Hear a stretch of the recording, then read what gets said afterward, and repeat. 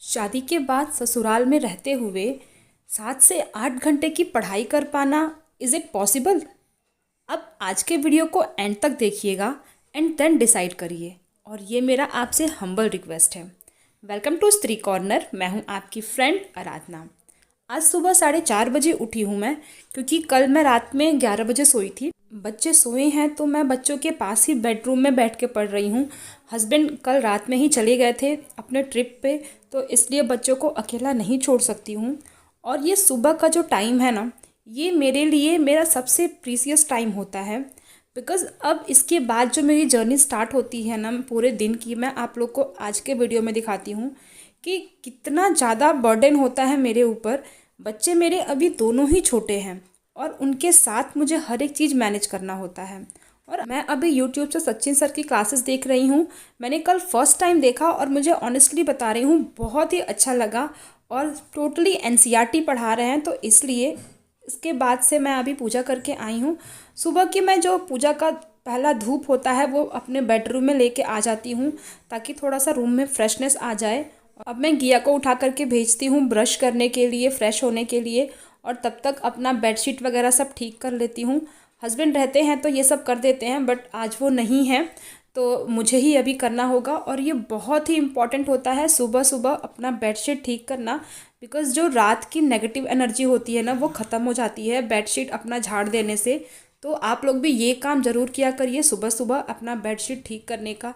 जितना बेडशीट हमारा रात का पड़ा रहेगा, उतना हमारे अंदर आलस भरता जाएगा। ये नेगेटिव एनर्जी होती है। और एक ट्रिक मैं आप लोग को दूंगी अपना बेडशीट ठीक करने के लिए, जो मैं हमेशा करती हूँ। अपने बेडशीट को ना आप चारों साइड से नॉट लगा दीजिए। देखिए मैं कैसे बेडशीट में नॉट लगा देती हूँ, तो इससे ना चादर खिसकता नहीं है। और बच्चे छोटे हैं, कितना भी जंप करें, बट चादर जो है जैसे का जैसे आप लगाएंगे वैसे ही लगा रहेगा। वो बिल्कुल भी ख़राब नहीं होता है, पूरे दिन निकल जाता है ऐसे ही। तो ये आइडिया आप भी यूज़ कर सकती हैं अपने बेडशीट को लगाते टाइम।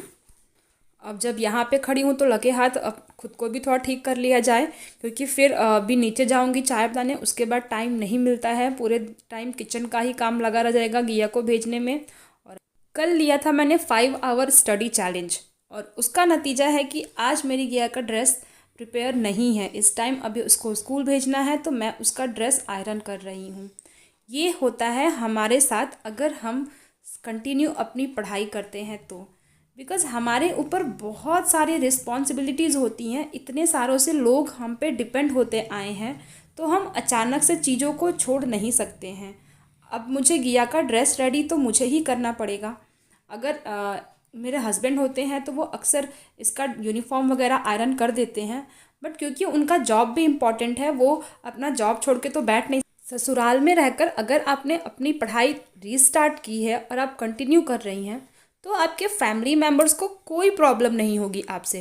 बट सिर्फ तब तक जब तक आपके वजह से उनके काम डिस्टर्ब ना हो। मेरे कहने का मतलब सिर्फ इतना ही है। इतने सालों से आप जो सबको टाइमली हर एक चीज़ प्रोवाइड करते हुए आई हैं, वो आपके हैबिचुअल हो चुके हैं। अब अगर वो सब चीज़ें उनको टाइम पे नहीं मिलेगी तो ऑब्वियस है उनको प्रॉब्लम होगी। 2 दिन 3 दिन वो खुद से मैनेज करेंगे, बट चौथे दिन वो ऑब्जेक्शन करेंगे हमारी पढ़ाई का, क्योंकि हमारी पढ़ाई की वजह से उनके काम रुक रहे हैं, उनके काम बिगड़ रहे हैं। तो यही मेरे कहने का पॉइंट है कि शादी के बाद हम चाह करके भी 7 से 8 घंटे नहीं पढ़ सकते हैं। ये मेरा पर्सनल अपना राय है, बिकॉज़ इन चीज़ों को मैं सफ़र कर रही हूँ। मेरे बच्चे छोटे हैं, तो मैं अब अगर मेरे घर में कोई मेंबर है तो वो 2 दिन 3 दिन अपने काम खुद से करेगा, जो मैं करती थी उनके काम। मेरे हस्बैंड, मेरे इन लॉज 2 से 3 दिन 4 दिन अपने वो काम खुद से करेंगे। अगर देखेंगे कि हाँ मैं पढ़ाई कर रही हूँ, मुझे नहीं डिस्टर्ब करेंगे, वो काम खुद ही मैनेज करने की कोशिश करेंगे। बट जब वो उनको लगेगा कि यार हमसे नहीं हो पा रहा है, सपोज़ मेरी मम्मी है वो शुगर की पेशेंट है, मेरी मदर इन लॉ, तो अगर वो चाह के भी छत पे से कपड़े लाना चाहें तो वो नहीं ला सकती हैं, बिकॉज़ उनकी तबीयत ठीक नहीं रहती है। वो 1 2 दिन मैनेज भी करेंगी, बट अगर वो गिर ही गई, उनको चोट ही लग गया, तो वो सब चीज़ें और भी परेशान करेंगी और भी मेरे लिए प्रॉब्लम क्रिएट हो जाएगी।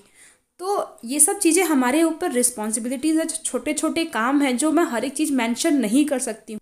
मेरे हस्बैंड नो डाउट मुझे बहुत सपोर्ट करते हैं और मेरी बहुत ही हेल्प करते हैं, बट वो पूरे टाइम अपना वर्क छोड़ के मेरे साथ तो नहीं रह सकते हैं। ऐसी ही सेम प्रॉब्लम से आप भी सफ़र कर रही होंगी। मैं इसलिए आपको अपनी चीज़ें बताती हूँ बिकॉज़ हम सबकी लाइफ ऑलमोस्ट एक जैसी ही है शादी के बाद। सबके लाइफ में थोड़े बहुत चेंजेस ही होते हैं। आपके पास कुछ मुझसे ज़्यादा काम होगा, कुछ लोगों के पास मुझसे कम काम होगा जिनके अभी बच्चे नहीं होंगे, तो फिर भी हम सब एक जैसी लाइफ ही जी रहे हैं। जो मैंने कल 5 आवर स्टडी चैलेंज लिया था उसकी वजह से आज गिया का यूनिफॉर्म प्रिपेयर नहीं था, तो अभी सुबह सुबह मैंने रेडी किया है। तो मेरे कहने का मतलब यही है कि अगर हम कंटिन्यू 7 से 8 घंटे रेगुलर बेसिस पे पढ़ने लग जाएंगे तो हमारे ही काम छूटेंगे और फिर हमें ही और ज़्यादा सफ़र करना पड़ेगा। अभी ये छोटी वाली बच्ची खेल रही है और मैं फटाफट किचन का काम कंप्लीट कर रही हूँ, बीच बीच में उसको भी मुझे देखना होता है। बहुत ही प्रॉब्लम होती है चीज़ों को मुझे मैनेज करने में, मैं भी कोई सुपर वुमन नहीं हूँ। अभी मैं फटाफट नाश्ता प्रिपेयर कर रही हूँ ताकि जितना जल्दी ख़त्म कर लूँगी नाश्ते का काम, उसके बाद से फिर मुझे अपनी छोटी वाली बच्ची को अभी मालिश भी करना है, उसको भी मुझे अभी नेबुलाइज करना है बिकॉज़ उसको अभी बहुत ज़्यादा कफ हो रखा है, ठंड लग गई है उसे भी। बच्चे छोटे हैं इसलिए हमने नेबुलाइज मशीन ले रखा है, ये कोविड के टाइम पे ही लिया था बट अब जा कर के यूज़ हो रहा है ये ठंड के टाइम में। मुझे मेरे सारे काम ख़त्म करते करते 11 मिनिमम 11 तो बज ही जाता है। जिस दिन मुझे पढ़ने का टारगेट होता है उस दिन मैं अपने कुछ काम जो होते हैं उनको स्किप कर देती हूँ। अब जा कर के ये सो गई है और अब मैं पहले ब्रेकफास्ट करूँगी और उसके बाद फिर मैं पढ़ने बैठूँगी। अभी मैंने अपने दिन का एक बहुत ही छोटा सा पार्ट आपके सामने रखा है एंड आई एम श्योर कि आपका भी दिन ऑलमोस्ट ऐसे ही ख़त्म हो जाता होगा। अब आप खुद ही डिसाइड करिए कि is it possible to study for 7 to 8 hours after marriage. और सिर्फ आधे घंटे की पढ़ाई में ये मैडम भी उठ गई।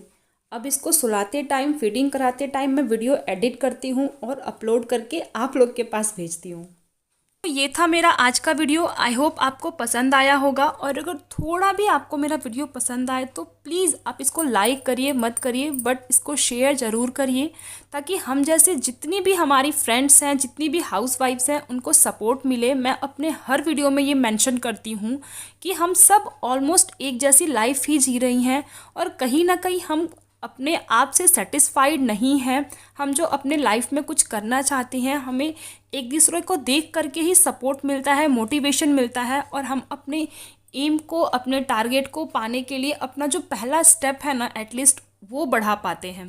क्योंकि जब तक हम अपना पहला स्टेप नहीं बढ़ाएंगे हम अपने एम तक पहुंच ही नहीं पाएंगे। तो एक दूसरे को देख करके हमें भी मोटिवेशन मिलती है और हम अपने लाइफ में कुछ कर पाते हैं। और कल शाम से मैंने स्टार्ट किया है सचिन सर की क्लासेस। अभी तक मैंने नहीं किया था, मैंने फ़र्स्ट टाइम देखा इनकी क्लासेस यूट्यूब पे।